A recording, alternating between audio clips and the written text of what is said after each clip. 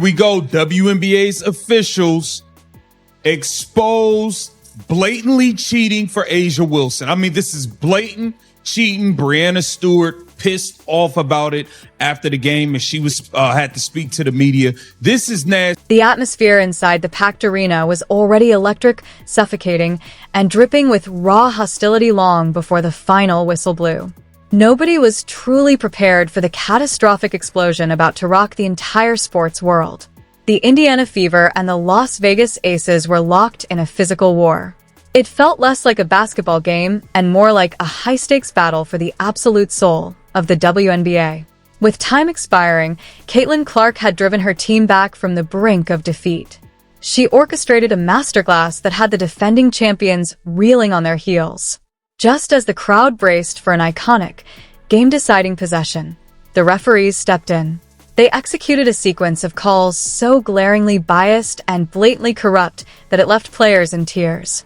A'ja Wilson was handed a miraculous, whistle-manufactured victory on a silver platter. Clark stood on the court, staring in pure horror as her hard-earned triumph was stolen right out of her hands.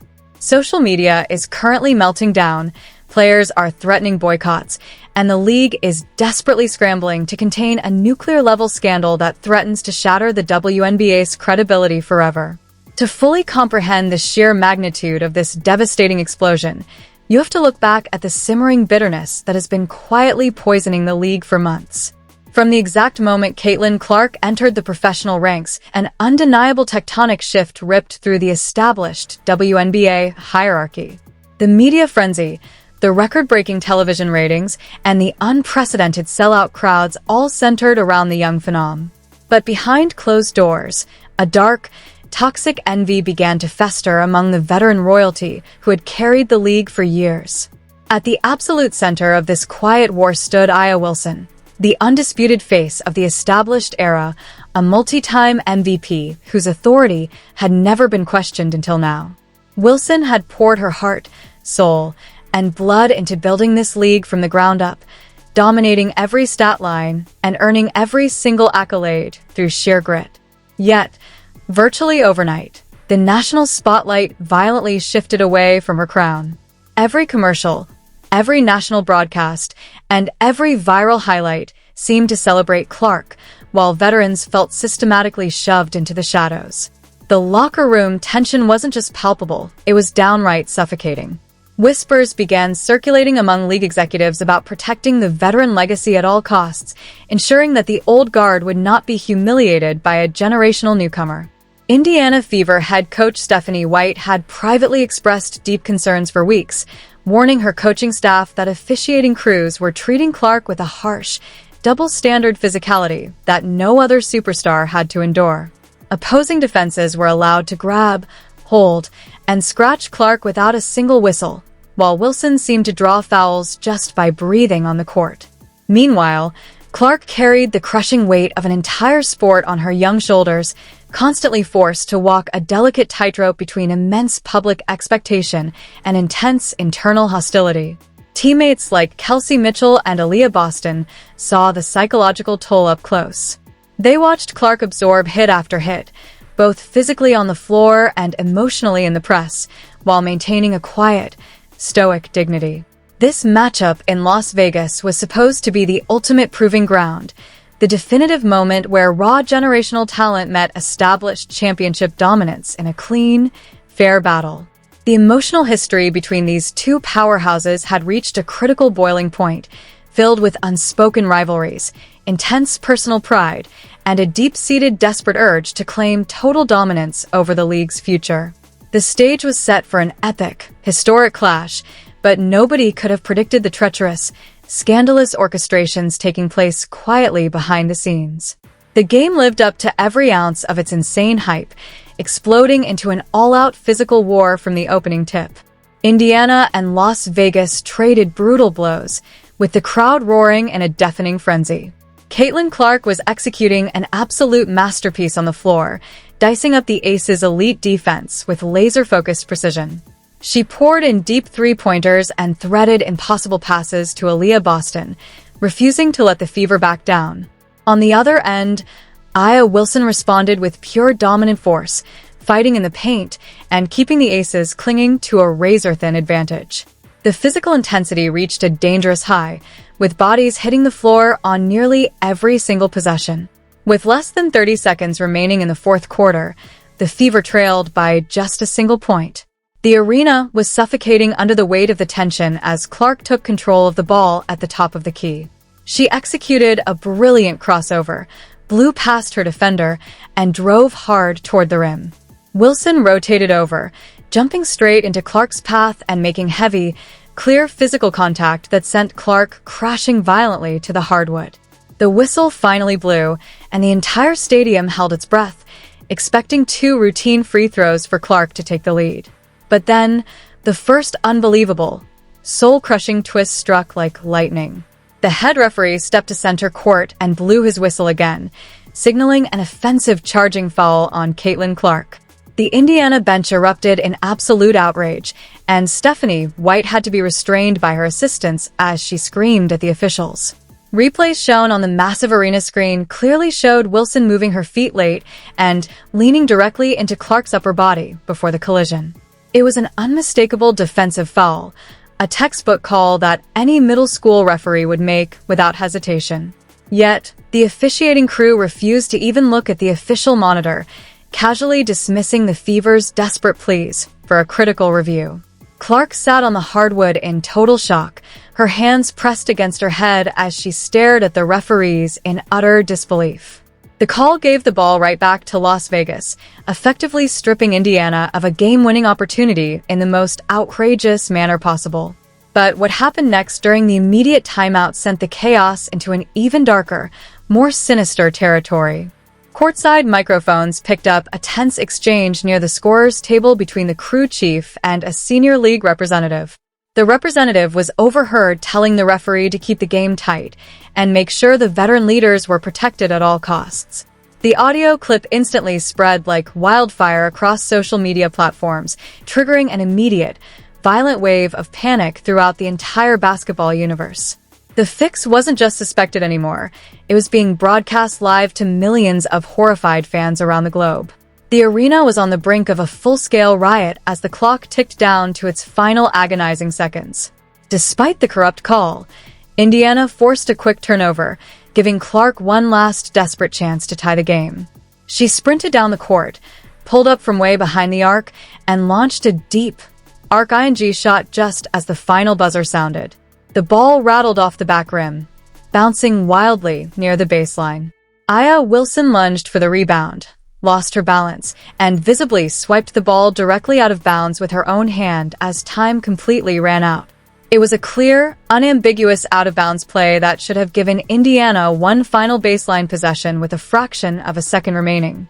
Instead of blowing the whistle to check the clock, the lead official abruptly waved his arms, declaring the game over and sealing a scandalous 104-99 victory for the Aces. Bedlam erupted instantly. Indiana players surrounded the referees, demanding an immediate review, while Las Vegas celebrated a victory that felt deeply tainted. Then came the second massive, explosive twist that sent shockwaves directly through the league's front office. While the chaotic scene unfolded on the court, a whistleblower inside the arena's central replay booth leaked an internal audio recording directly to major sports journalists. The audio captured the precise radio communications between the on-court officiating crew and the league's main review center during those critical final 2 minutes. The head referee could be clearly heard saying, "If we review this baseline play, we have to overturn it and give Indiana the ball. We can't let Aya lose it like this on home floor. Wrap it up now." The leak shattered the entire illusion of fair play in an instant. This was no longer just a case of bad calls or missed whistles. It was explicit, recorded proof of intentional game manipulation designed to protect a superstar's record at the expense of Caitlin Clark and the Indiana Fever. Within minutes of the final whistle, the leaked audio went viral online, generating tens of millions of views and triggering furious responses from sports analysts, athletes, and celebrities worldwide. In a Las Vegas locker room, the mood was far from celebratory. Witnesses reported intense arguing behind closed doors, with several veteran players reportedly disgusted by how the victory was manufactured. Aya Wilson sat at her locker in total silence, fully aware that her dominant 33-point performance was now completely overshadowed by a monumental officiating scandal. Meanwhile, inside the Indiana locker room, the air was thick with pure rage and despair. Stephanie White gathered her team and declared that they would not leave the arena until the league issued a formal explanation. Clark sat quietly in the corner, holding back tears of intense frustration as her teammates vowed to take a stand against the blatant corruption threatening to destroy their sport. The immediate fallout following the game was nothing short of a complete nuclear detonation across the entire sporting landscape. Within minutes of the final whistle, the post-game press conferences turned into unprecedented battlegrounds of raw emotion, unfiltered rage, and total defiance.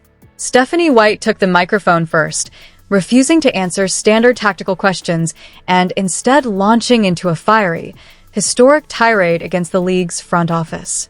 Voice trembling with absolute fury, White openly accused the officiating crew of premeditated sabotage, demanding an immediate independent federal investigation into the integrity of the WNBA's refereeing standards.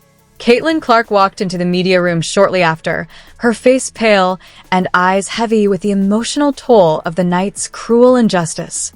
Rather than exploding in anger, Clark spoke with a chilling, quiet heartbreak that resonated far deeper than any scream could have.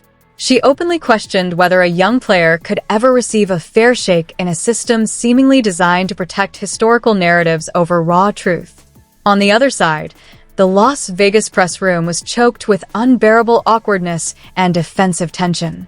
Aya Wilson was pressed repeatedly by reporters about the leaked replay booth audio and her visible retreat toward half court before the final whistle blew. Visibly shaken and cornered, Wilson tried to defend her performance, but her voice faltered under the overwhelming weight of national scrutiny.